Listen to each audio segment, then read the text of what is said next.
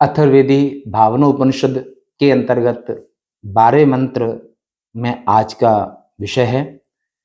और 12 मंत्र यह है कि काम, क्रोध, लोभ, मोह, मद, मात्सर्य, पुण्य, पाप, मया, ब्राह्म्यादि अष्टशक्तयः।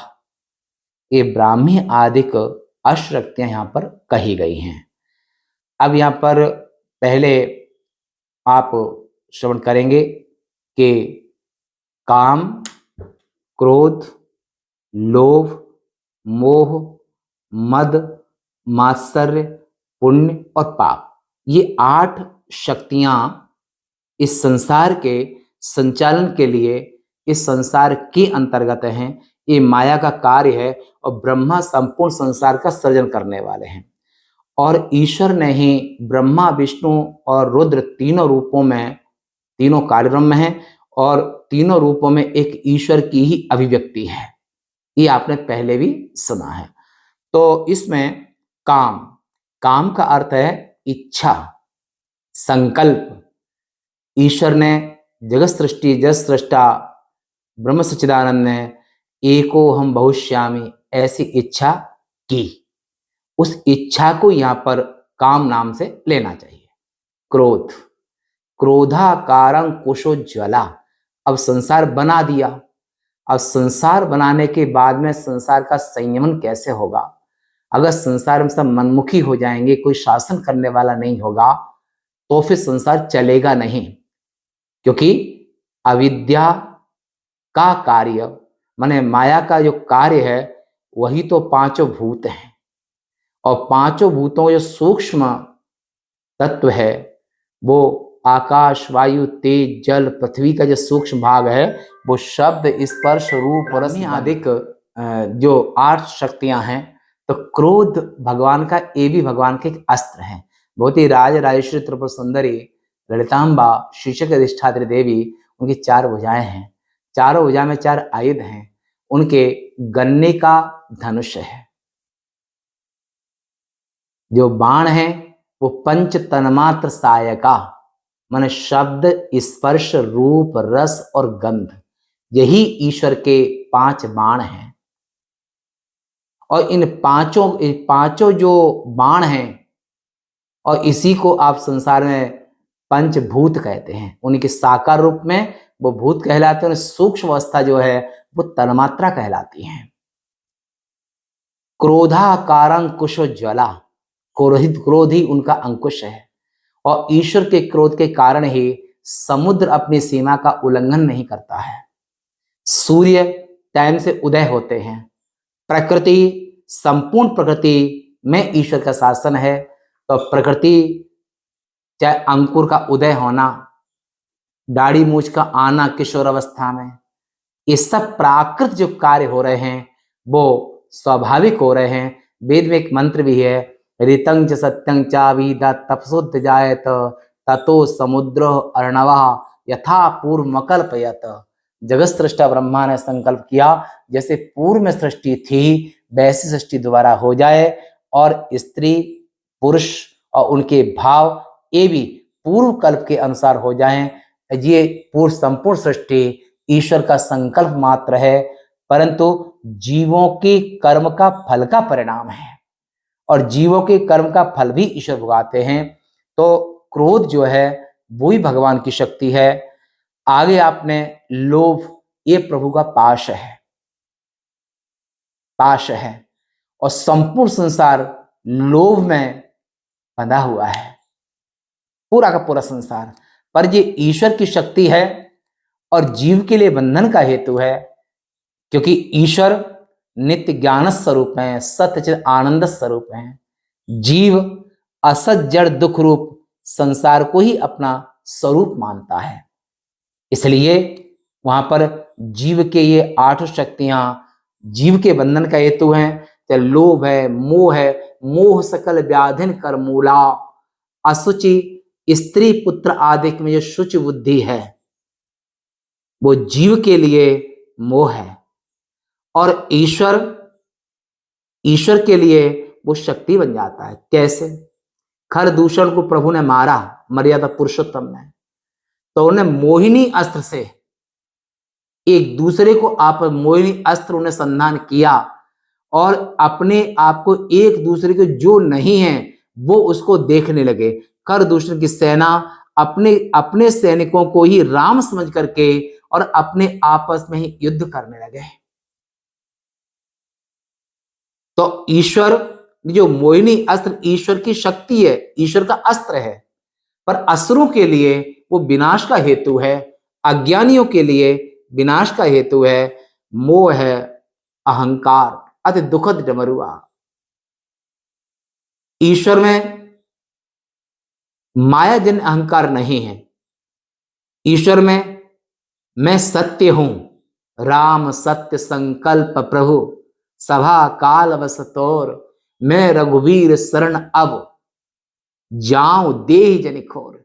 विभीषण महाराज को रावण ने राम लात मारी, निकाल दिया, तो उन्होंने कहा कि मैं उनकी शरण में जा रहा हूं जो सत्य संकल्प हैं। राम सत्य संकल्प हैं, तो सत्य संकल्प को असत्य कैसे छू सकता है?